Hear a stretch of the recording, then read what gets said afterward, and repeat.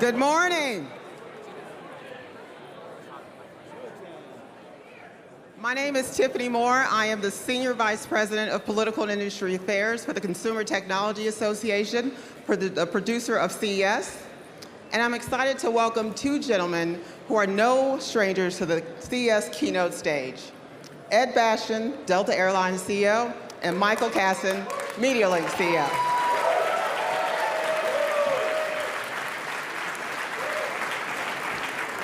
Michael and Ed will talk about how Delta Airlines is creating connection and connectivity in a non-stop world. And afterwards, we'll hear from amazing senior marketing folks from Instacart, Riot Games, Netflix, and Group Black. But first, let us welcome Ed and Michael to the stage. Thank you. Thank you. Thank you, Tiffany. Ed, welcome to CES 2023. It is so cool to be back.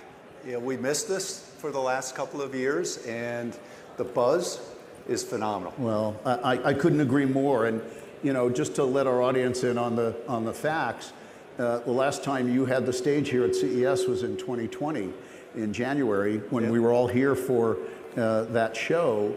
And I guess I'd have to ask the question, could you have possibly imagined January of 2020? What have we been doing since, yeah, right? What the hell? What's been going on? Yeah, well, first of all, when you think back to that 3 years ago this week, thank God we didn't know what was going to happen, right? Because had we known, we'd probably crawled into a cave in a hole at some dark place. But it was so exciting back then because we had just finished the most important year in our company's history, the best year in our company's history in 2019, and we were presenting to the world the future of travel and powered by technology and putting power in the hands of our customers. And it was so cool, and it was a 5-year view, and it was a pretty awesome opportunity for us. 60 days later, the world stopped. Yeah, no, I mentioned to you when we were in the green room, I remember that moment when I chatted with a friend of mine who was working at the Hearst Corporation, and we had a drink planned in late February in New York, and I'll never forget this. And she called me and said, you know, Michael, I apologize, I have to cancel. I said, oh, I'm sorry, I was looking forward to getting together. She says, yeah, you know, I was in Milan for Fashion Week, and they told me I have to be quarantined. And it was the first time I'd heard that word in the context of our lives, and I thought, okay, that's interesting. I guess things are gonna be different. But, and they have been different. And when you think about everything we've been through over the last few years, there are a couple of things that have stuck with us at Delta. You know, the first thing is that once we stabilized the company, and it took us a couple of months, and we, you know, thank God we had good support from Washington on both sides, of bipartisan support for our industry to allow our employees to keep our jobs. I think one of the biggest accomplishments we've had in the last 3 years, Delta Airlines were one of only 2 airlines in the world that did not furlough a single employee through this. And all those employees are still here at Delta, and it's a tribute to them as well as the administration.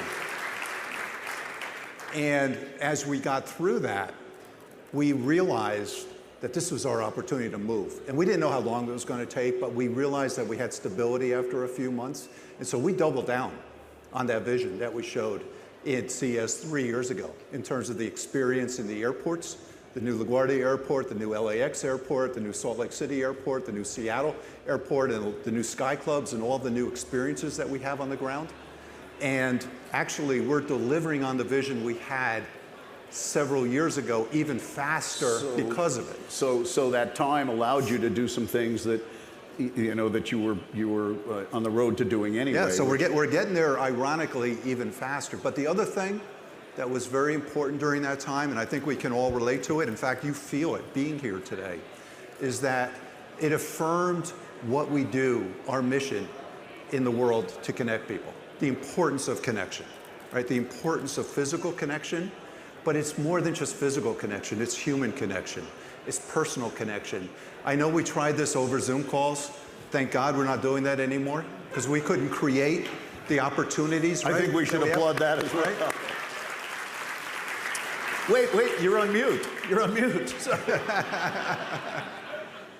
But the power of human connection is what makes us run, right? And it brings joy, it brings idea, it brings opportunity, it brings creativity to the world. And that also was affirmed, because that's what we do for a living. Right. Well, Ed, you do it well, but let me suggest that what you just articulated goes right to the heart of my next question, which is, you know, the world has focused more and more, our world, at the kind of intersection of marketing, media, advertising, entertainment, and technology, and sports.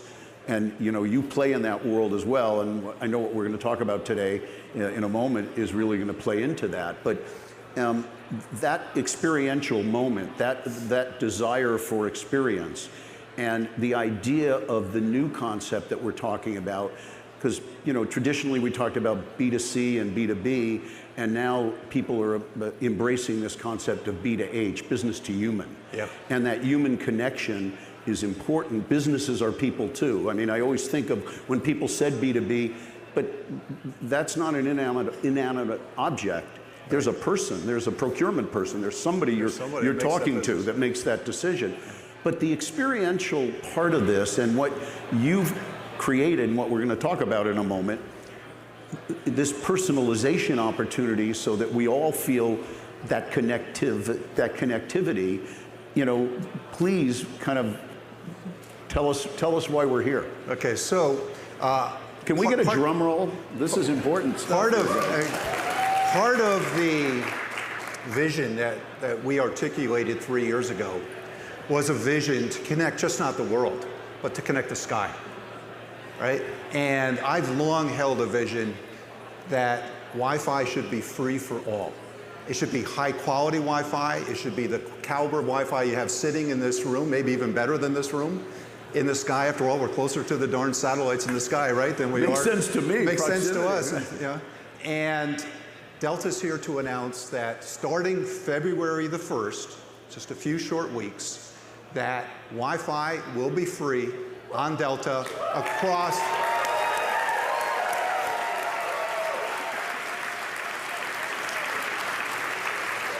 our entire company. It's going to be free, it's going to be fast, and it's going to be available to everyone. It doesn't matter what price you paid for your seat, what class of service you chose, what credit card you used, what mobile carrier you're connected to. It's going to be free to all. And it's something that is so important to us. And the good news is there's no fine print. It's free. It's free. It's free. There is no fine print.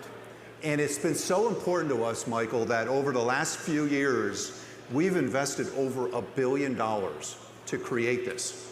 So this is not easy to do. We've worked on it. We have a new partnership with Viasat, which is the provider, and we have the satellite bandwidth and capability. And thank you, Viasat, for doing that. We have, the only requirement will be is that you log in through your SkyMiles account, because we had to have some way to get people online. And SkyMiles, I'm sure everyone in here has a SkyMiles account, but if you don't, it'll take you about 30 seconds. We'll make it easy on the plane to log in, and then you've got free access. And we're going to be turning it on February 1st for all planes that are capable. It'll be about 80% of our US system will be on that system, and then every week goes by, there's going to be more and more planes turned on, such that by the end of next year, we'll have all of our international planes on, we'll have all of our regional planes on, and we'll finish off the domestic. And as I said earlier, no one better connects the world than Delta, and no one better connects the sky, and it's the last frontier of connection that exists. Thank you. Well, I for one know that's a game changer, and the importance of that, and the accessibility. And I know there's exciting news around Delta Sync. Yeah. So can you share with us, Ed, you know, the premise of Delta Sync and how important that is to personalize this experience? Before we get into what's going to happen on the plane, just the app experience that you're going to be able to utilize Delta Sync for. Precisely. So Wi-Fi is critical and it's important. It influences our experience as we travel and makes travel easier. But we also know that we want to make travel more personal. That connection, that time you're spending with us, we want to give you opportunities. And so we have partnered up with a couple great brands.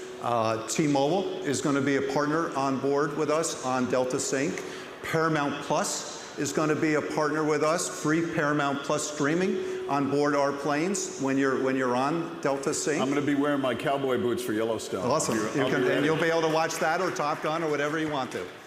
We have American Express, our close partners in Resi. We have Atlas Obscura. We have the New York Times games that are all going to be partnered in. What Delta Sync is going to be is an umbrella brand. And it's going to be a collection of digital services and engagement opportunities and experiences for customers once they come on to the free Wi-Fi portal. The Delta Sync will have opportunities for people to engage. And people will fly, they want to learn, they want to experience. There will be opportunities that you can only get on Delta through some of these partnerships. And it will also be a channel that will open up into the future. We'll have retail, we'll have gaming, we'll have sports, we'll have other channels as we go that we'll be able to bring to our customers while they're on board our flight. So Ed, if I liken this to what I've experienced with my grandchildren when the iPad first was introduced, and then walk up to a television and try and do this and nothing worked and they couldn't understand it. Right. When we're sitting on the airlines on a Delta flight right now, there's a screen on the back of every seat. Those are, and I don't want to say this in a pejorative way, but those are dumb screens. They're dumb screens. They're dumb screens. They'll tell you they're dumb. Yeah, exactly. My understanding is that's not going to be the case as we go forward. Exactly right. And so the other part of our in-flight entertainment opportunity here is to turn those screens into smart screens. And Delta Sync on Demand is going to be the avenue. So at Delta, we've long believed in the value of having seatback entertainment as well as your personal electronic devices with you. And by the way, the free Wi-Fi extends to however many personal devices that you carry with you. Some crazy people carry 4 or 5 of them. You'll be able to connect them all on Delta. Only when four you or try. five? Yeah, I don't know what they're doing there.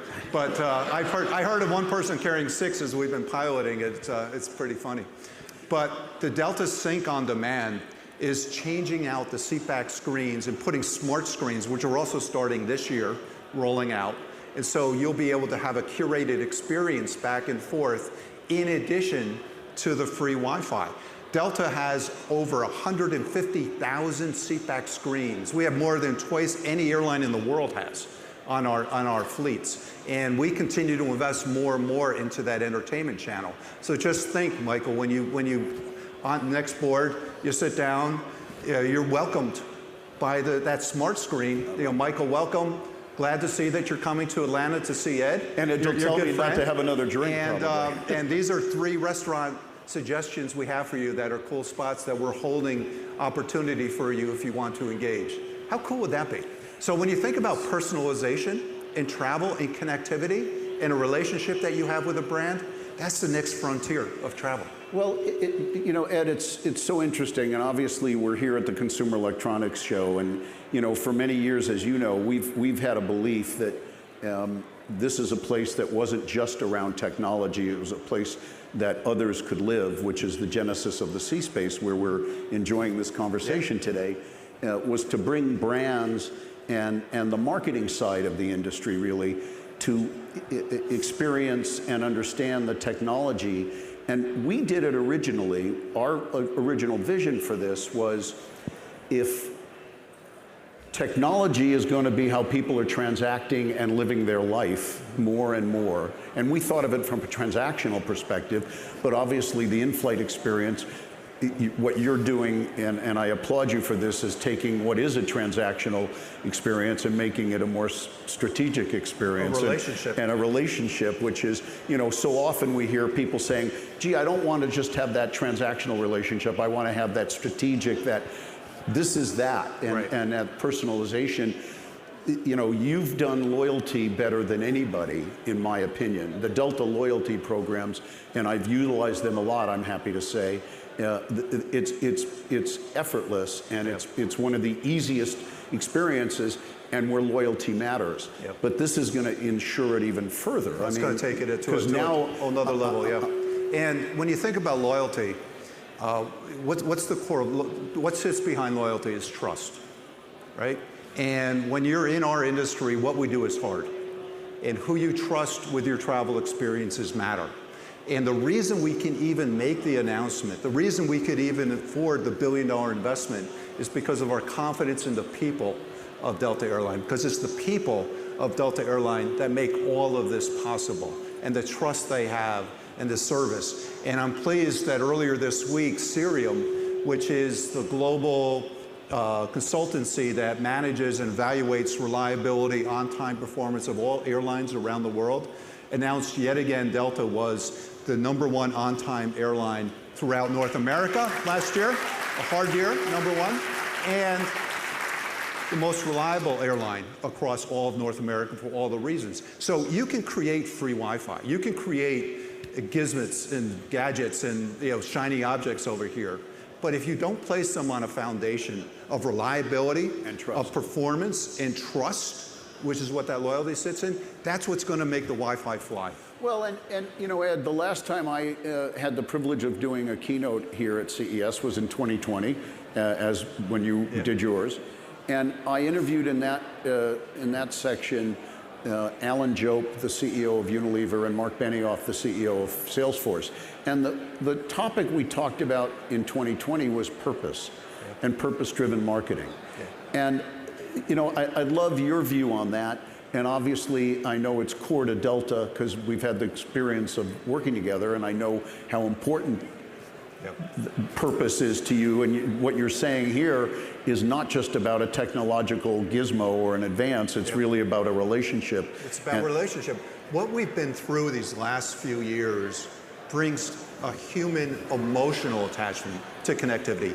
Why are people walking around with big smiles, right? I remember 3 years ago, it was fun, it was crazy, but it was busy, right? There wasn't a lot of smiles. Right. People were having to get to different, people were just enjoying being here and the delight of being back together. And that's, again, what we create. We create connectivity, we create emotional attachment. And for us to actually take that to the sky now, and whether your trip's an hour or your trip's 14 hours, you're gonna stay connected with your loved ones with high quality streaming access for whatever they're enjoying. And we're giving you value. And that's the purpose that we bring to this world, is the value we create through connection. And the experience, and that's important, obviously. Ed, we're here at a technology show.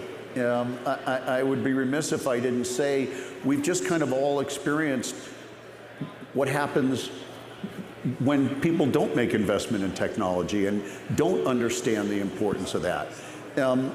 Being here at the center of technology and the technological advances, what if you had to guesstimate when you're back here in 2025, push you forward a little, and we're talking about the technology and advances, what do you see on the horizon?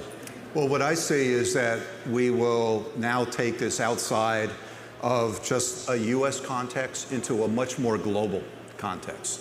Because our future is to connect the world, not just to connect North America or the US. And when we think about our partnerships that we have in Europe and South America, in Asia, I mean, we're still not back yet as a world. China hasn't even opened really yet. And so everything we're doing in terms of leading the world out of this mess that we've been in is going to now be on a global stage. And Delta will be at the forefront of that. And that's what we're going to talk about. You can sign me up now. I'll sign up to that keynote 2 years ahead of time. Well, Ed, you can count on it. Let me kind of take us back a moment. The brand side of Delta, the marketing side of Delta, it's interesting. I did a panel in October for Forbes on the question, which I think our audience would be interested in. And the question I was asked was, what does the CEO, generically, what does the CEO not know about the role of the CMO? So I'm putting you on the spot here a little, because we didn't talk about that question at all. So you're all hearing this unscripted, guys. I hope you appreciate it. But well, I have an awesome CMO, and there's a lot I don't know. Tim Mapes and our marketing team and our communications team, by the way, who brought this whole vision to life over time. And thank you for our partnership with partnerships with great companies like Starbucks, where we have the activation and the loyalty you talk about. I'll tell you a quick story about Starbucks. Late last year, we announced that you can connect to two Starbucks and Delta accounts, your loyalty accounts. Hopefully everyone in this room who's already connected. Let me show of hands. A lot of people have connected. There's more of you to go, okay? We thought we'd acquire 1 million new SkyMiles accounts through that connection. We acquired 1 million over a year. We acquired it in 2 weeks. So that talks about the power of brand, the power of alignment of great brands when you bring them together, and the magic that occurs. And I'm also excited to announce that this afternoon, Ranjan Goswami, who's not our CMO, but he's our Chief Customer Design Officer, experienced. And very famous. And very famous, and to this crowd, is going to be on stage with leaders from Paramount Plus and T-Mobile and Atlas Obscura and the New York Times to talk about the next step of the partnership of these big brands coming together to bring value to customers. Well, you know, Ed, and it's all free. Everything that Delta's doing is going to be free here. Ed, I was taught, as I presume you were as well, that one is known by the company they keep. And I think we're all privileged to keep company with you today. Thank you, Mike. And with the brands that you're partnering with, it speaks volumes. And congratulations. And I know on behalf of everybody, thank you. This is going to really make travel a hell of a lot better. It's going to be exciting. And I think there's a video they're going to play here, too. Absolutely. Please. And stay in your seats, because there's one more thing to come when we're done. We all travel for similar reasons. To experience, to explore, to connect. But the way we travel, well, that's different for everyone. And with Delta Sync, your future travel will be tailored to you.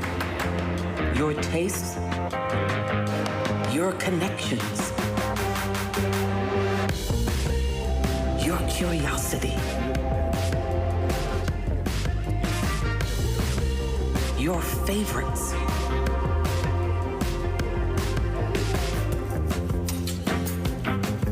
Your SkyMiles membership. You. Because even if we're all on the same flight, we're not all going the same way. So we'll help you connect with what matters most to you. Introducing Delta Sync, where travel fits you perfectly.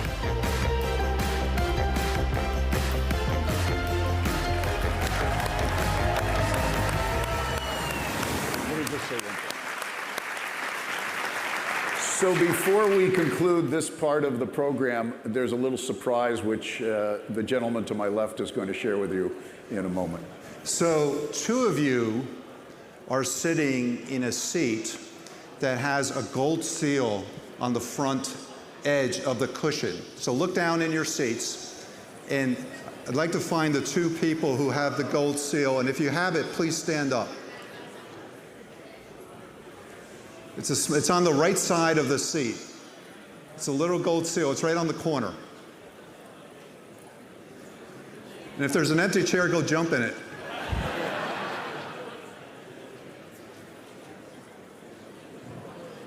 Okay, have we found anybody yet? Which side? It's on the right side? It's on the front of the right side. Okay, so whoever from the Delta team put those seals out there, can you help people? Did we find one? We got one. Do we have a second?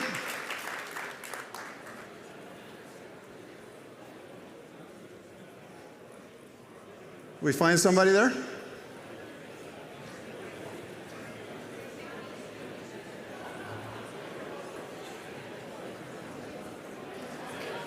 What? We got it? There we go, yeah. Okay, great.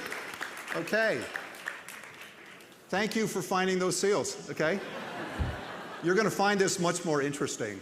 But the 2 of you have just won free Delta One tickets for 2 anywhere in the world that you want to go on Delta. So thank you.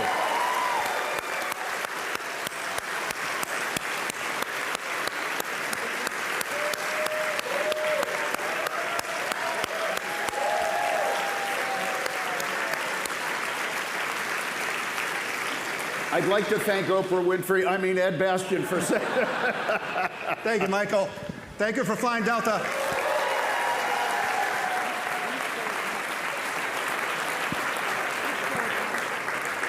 Guys, it's now a great pleasure to welcome a wonderful group of marketers and marketing leaders who know a thing or two about combining technology and ingenuity to capture and delight the customers. Please join me in welcoming Jeremy Gorman, the president of worldwide advertising for Netflix, Laura Jones, the CMO of Instacart, Francine Lee, the global lead and head of marketing for Riot Games, and Travis Montague, the co-founder and CEO of Group Black. Welcome.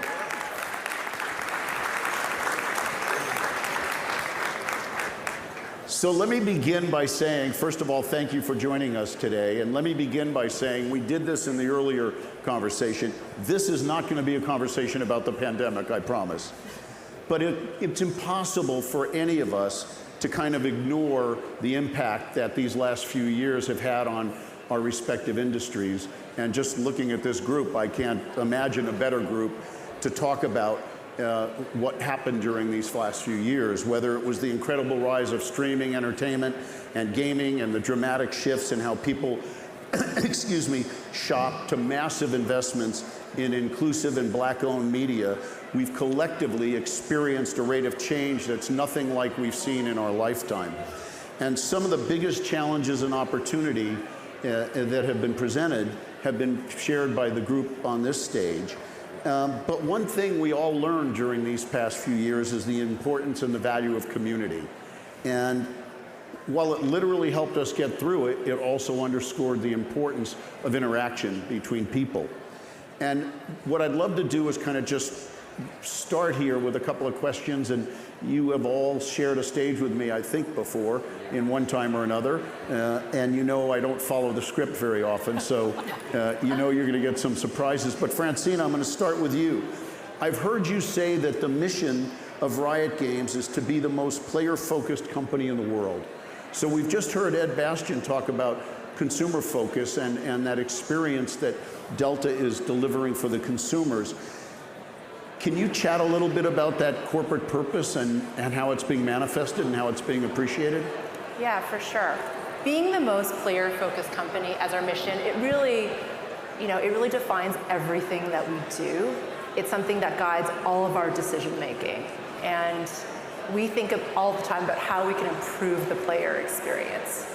Our players have an incredible intimacy with the games that they play. And so we no longer own those games. They really do. And we are really part of the world that they live in. And we think about the value exchange of them placing trust in us and us doing right by that trust as we create these games. And we do that in three main ways. The first one is we're always listening and responding to player needs. Our marketing and our products, they're never stagnant. They're really living, breathing co-creations with our community that are ever evolving. For example, League of Legends, our biggest game, we patch it every 2 weeks in response to player feedback. And then secondly, it's really about trust and authenticity. We need to make sure that we're authentic and that we're communicating with our players at all times. When we make changes to their game, we tell them and we explain why. When we miss the mark on an event or content, we acknowledge it, we apologize, and we try to do better next time. As marketers, I think we show up best when we speak to our community as fellow players who truly understand their needs. And then lastly, we really believe in putting a spotlight on the player community because without them, we're nothing. We want to celebrate them. We want to show them how much we appreciate them. And we do that in a few ways. A few weeks ago, at the end of the year, we chose a few of the players who had contributed the most to these communities, and we created custom splash art for them. And we shared that on our social channels to celebrate them. We also believe in creating characters that represent all of our community. And 3 weeks ago, in Valorant, we acknowledged that there is a relationship between two of our female agents by posting a photo of the two agents kissing on Twitter. And that was really important. Representation. Within 24 hours, it was our most engaged post to date, and it was shared over 100,000 times. Representation matters, and we made our community feel seen. That's great, and it's clear you're listening, which is important from that perspective. Laura, let me switch to you. The Instacart consumer, I would argue, is as diverse as the items in a supermarket or in any retail grocery store. And every day, thankfully, tens of thousands of individuals come to Instacart to shop. And you've got a four-sided marketplace strategy.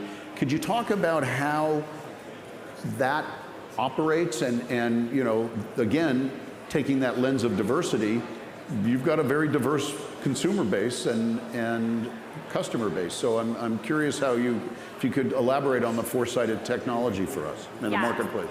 Absolutely. So let's start with our consumers, and of course, we are the leading online grocery platform in the US, so to your point, we have a really diverse range of customers who rely on us to get food into their homes, and especially coming out of the pandemic, that really accelerated the growth of this industry. Grocery is a $1 trillion industry, and it's one of the least penetrated categories in terms of online adoption. So the pandemic really accelerated people coming in and trying out the category, which has resulted in a really thriving and diverse community of customers. And one thing we're doing to tap into that is really looking at how we can inspire consumers using other consumers' behaviors. So we launched a feature called Carts, which lets you shop other people's carts, and that was the focus of our recent Lizzo campaign, where we shared Lizzo's cart with the world, and people could shop what she was shopping, and really celebrated that with a fulsome brand media campaign.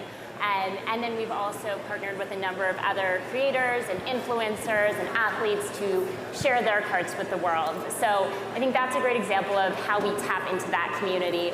And on the retailer side, we have over 1,000 retailers on the platform.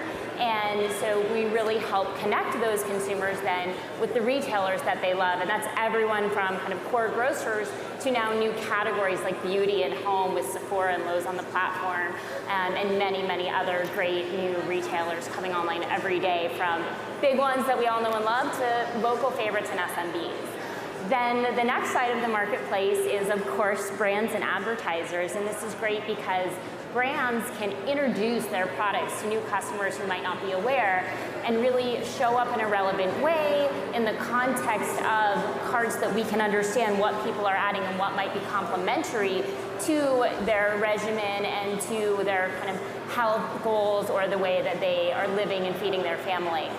And then finally, and really importantly, are the shoppers, and that's the fourth side of this four-sided marketplace. And I think what's so unique about Instacart, and one thing that I love, is just how engaged our shoppers are and how much they care about the quality of the items, because these are things you're eating, you're feeding to your family. You don't want a broken egg in your order, and they're really checking every egg, checking those expiration dates. And when substitutions come into play, which they sometimes do, there's chat, and there's a ton of guidance we give through the app to enable them to make the best possible substitution. So that four-sided marketplace is really core to our value prop. Well, I appreciate that, and again, I appreciate the illustration. Jeremy, certainly one of the things that changed in these past few years is how people consume content. And nobody has planted a stake in the ground more firmly than Netflix, and obviously it was exciting for you to make the move and come over a few months ago and launch this advertising initiative. How are you thinking about the reaction from the consumer, from the subscribers, and the opportunity, as you see it, to reimagine? Because I've always believed there was an inextricable link between consumer viewing and marketing messages. It's what we all grew up with, and so the idea that this was something new is kind of silly, because it's not. We all know that. But you have an opportunity in front of you, and we all have an opportunity as consumers to kind of reimagine that. And I know you're at the beginning of this journey, but I wonder if you can talk about it, relative to the exciting things that, maybe you can't talk about what they are, but kind of the roadmap around, commercial messages enveloping the content. Yeah, absolutely. First of all, can you all hear us? We can't hear each other very well. Okay, good. Then let's do a little audience participation. How many of you watched a Netflix show in the last month? Awesome. Thank you. And I'm out. No, just kidding. But I think that the most important thing. Well, we know you heard that question. So. Yeah, that was a double check. But no, I think it's important. You started the conversation by saying that there's an importance in community. I think what you just saw, I was hoping that would be the answer. That otherwise would have been very, very awkward. But what you just saw, I think, is that kind of community, creating these water cooler moments that had kind of gone away, with the exception of live sports and some other things, for people to join around a particular set of content, all of whom are watching at the same time, the binge format where you can get to the beginning, you can get to the end, you're having that, wait, I'm only on episode 7 kind of thing. And we look at these hits most recently, so By the way, this is now, in addition to the air conditioning and other things, this is what my wife and I argue about a lot. Yeah, my husband and I argue too, but it's the best when I get home and it'll be like, continue watching Emily in Paris, and I'm like, I wasn't here, sir. So that's good. But you look at something like Emily in Paris, or you look at Glass Onion, which now has over 100 billion streaming hours. Which was extraordinary. Loved it. So good. It was so good. Highly recommend. Wednesday is becoming one of our biggest series of all time as well, also over 100 billion hours. And we take that and couple it with, first of all, customer choice, which on a price point basis is very new to Netflix. I am also very new to Netflix. But when you have rates starting at $6.99, it opens the door for a lot of people who didn't have Netflix before, or are making different changes in this macro environment to ensure that they can afford everything that they want to consume and be a part of this community and be a part of the conversation. So that's been really positive. I think people are excited to have different price points. People want maybe more streaming services, or to cut the cord entirely. And for advertisers, it's been impossible to reach people on Netflix during these zeitgeist moments until November 3rd. I mean, that's how new it is, which is kind of crazy. I started September 26th and we launched on November 3rd, so I haven't slept very much, but it's been great. And I think that's one of the things that's really important, is quality content that people love, that they are actively choosing, not just being algorithmically served, in an environment like streaming that is continuing to grow and reaching this incremental audience that's been, frankly, pretty hard to reach as things change in linear, and the reaction's been really positive. And this CES has been really positive. The demands to talk to us have been humbling and remarkable, and I'm excited to be here and at Netflix, and to be a part of this community too. And if anybody likes Christmas movies, murdery things, or true crime and reality television, I will be part of your community. There you go. Well, there you go. As we talk about the community, Travis, on a global scale, there's more and more appropriate focus on sort of the environment of advertising and where people deploy their money and time, and relative to the necessity and the importance of having a more open aperture and looking at diverse communities differently. Are you seeing the momentum continuing? And one of the questions that I've been asked, so I'm asking you a compound question, is, as we navigate what everyone feels is going to be an interesting year from a global economic and macroeconomic perspective, are you seeing any of the commitments that were made in the last 24 months from companies on how they're going to be directing their media spend? Do you see anybody retrenching from that, or is that staying solid? So I know there's two questions there. I apologize for that. Yeah. Michael always tries to throw me some curveballs. That's it. So a couple of things. I think one of the things that I've been deeply encouraged by is, when the conversation came after George Floyd about the amount of investment that was happening in diverse-owned media, black-owned media at the time, 0.5%, the industry stepped up and had a real conversation about what needs to happen and making commitments and pledges, right? And we've seen that take place, and the reason why intentionality in where people spend their ad dollars is important is because media is one of the most important vehicles in shaping the society we live in today, right? It's the types of the stories that are told, the types of stereotypes and norms that we see is really fueled by media, and advertising dollars is the fuel for that, right? And so if we're not investing in diverse-owned businesses, then the types of stories that are greenlit are really limited to a specific point of view, right? And you can see, Even if you're depicting a different community, it's coming from your perspective, which is not going to be the same. exactly. So, you know, one of the things that we believe at Group Black is monopolistic media is dangerous for society, and it's actually bad for the viewers on the other side of the screen. And so, you know, for us, it's been a really important journey of ensuring that that there is adequate funding of diverse-owned businesses, because that means that the downstream effect of that is that diverse voices and inclusive stories are told across the board. So there is that correlation. As we've been moving on, you know, Group Black in our first 12 months, we got $500 million in commitment from agencies and brands to spend with Black-owned media businesses. And, you know, we've been doing the work with a lot of really great partners to make that a reality. As we look into the pandemic, into, you know, what this year, which there's been a lot of questions do these commitments stand? They do, right? And that's actually encouraging to me. And what I've seen is, in doing the tour with the industry and the people who have committed, maybe the overall top line of your spend might go down, but your commitment hasn't. So if you're spending... That's the key. That's the key, right? And it should be that way. And then furthermore, I think that we should look at these commitments and so fundamentally, like, I built multiple businesses, and one of the key principles that I've had in the businesses that I built is inclusion. I fundamentally believe that inclusion is the biggest business opportunity today.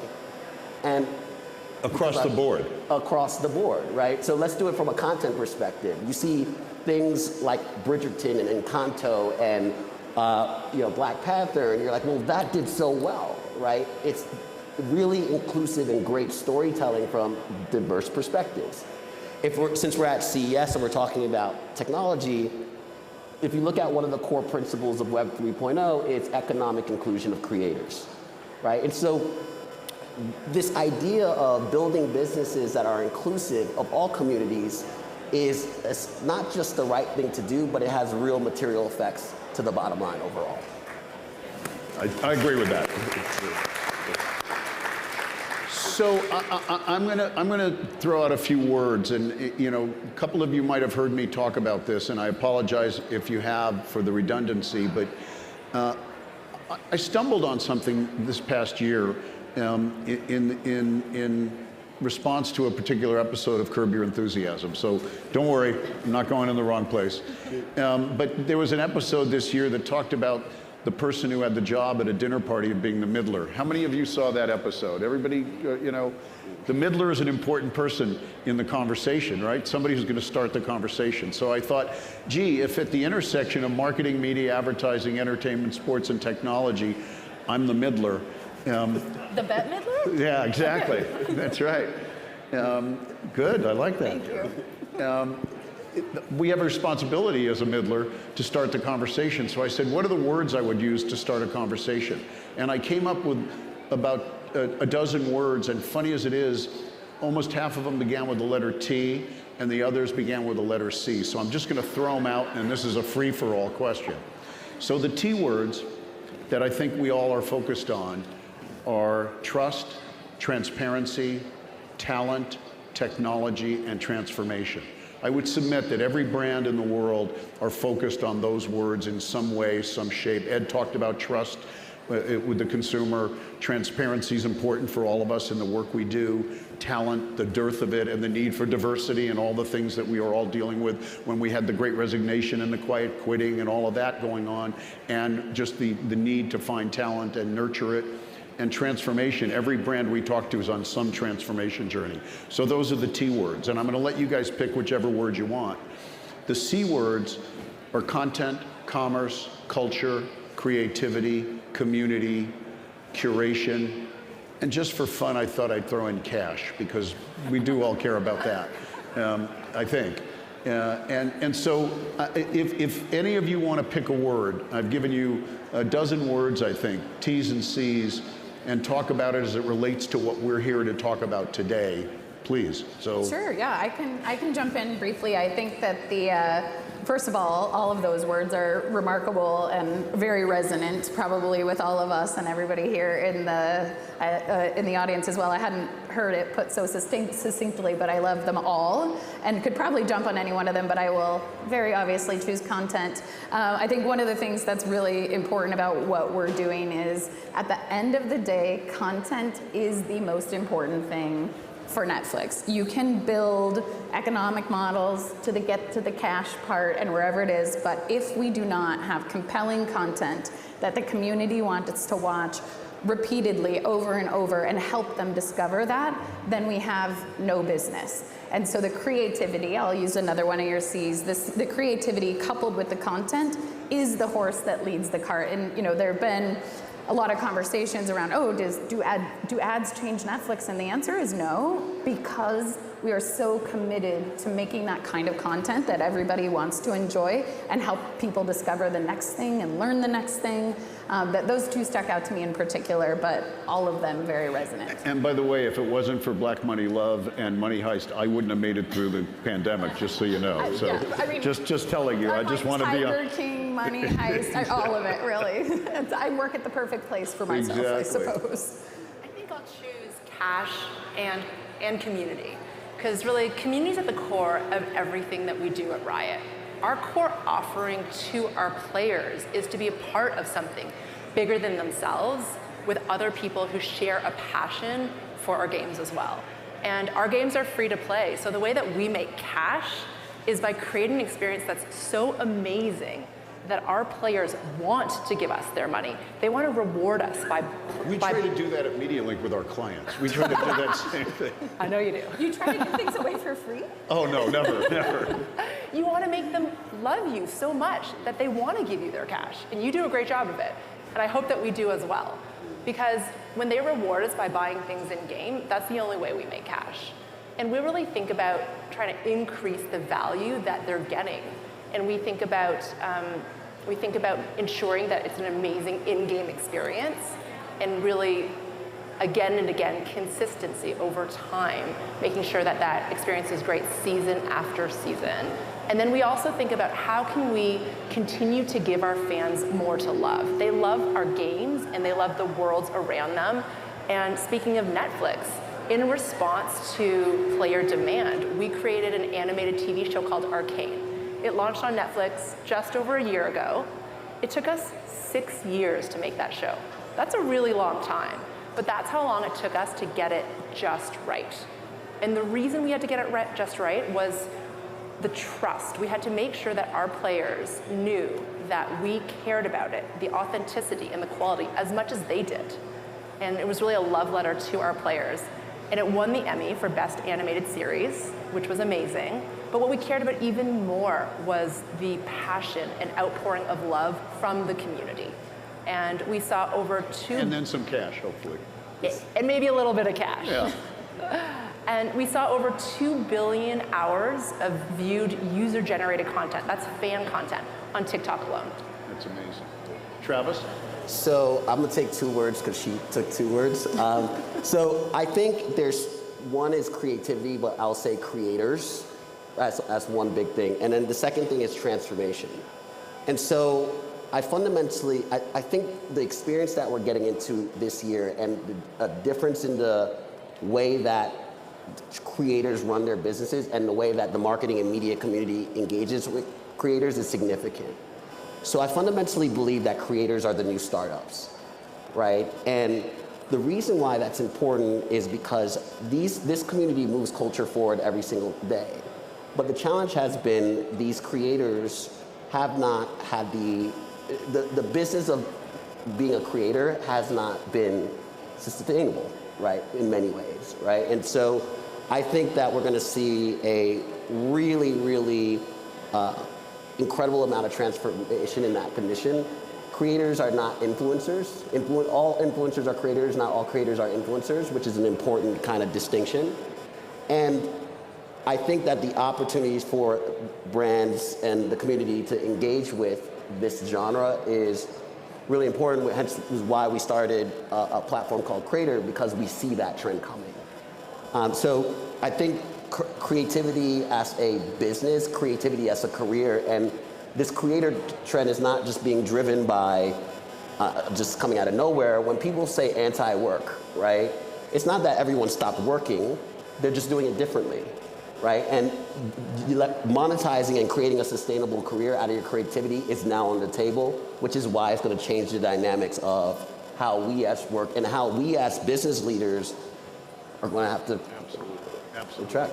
Laura? All right, well, I will round it out with commerce, and I'm actually going to connect it to what you were talking about, content. And for me, I think a thing I'm really excited to see and seeing a lot of here is this kind of blending and merging between content and commerce. And certainly retail media is a big buzzword, and it's something that I think is very much an example of this blending. And certainly Instacart, in addition to being a B2C service, also is a ads platform. And we are really looking at how do we build full funnel solutions, so moving beyond just kind of sponsored products and the kind of basic ad formats, and really getting into things like shoppable display, shoppable video, brand pages, and on the flip side, partnering with content players like TikTok, making shoppable recipes so that you can watch an incredible creator or food influencer making something, and then in less than 30 minutes have those same ingredients in your own kitchen. And I think looking around CES and thinking about some of the cool technologies, I heard about an oven that will let you live stream what you're baking, and you can just start to see the convergence and this ability to take inspiration and turn it into action really quickly and empower consumers to really kind of explore all the creative ideas that they're seeing out as they engage with all of this content. Great. Guys, I want to thank you for taking the time this morning. It was very insightful. I think we're all lucky to be able to hear from people who know as much as the four of you do. So thank you for joining us. Thank you for your attention. And everybody enjoy the rest of CES.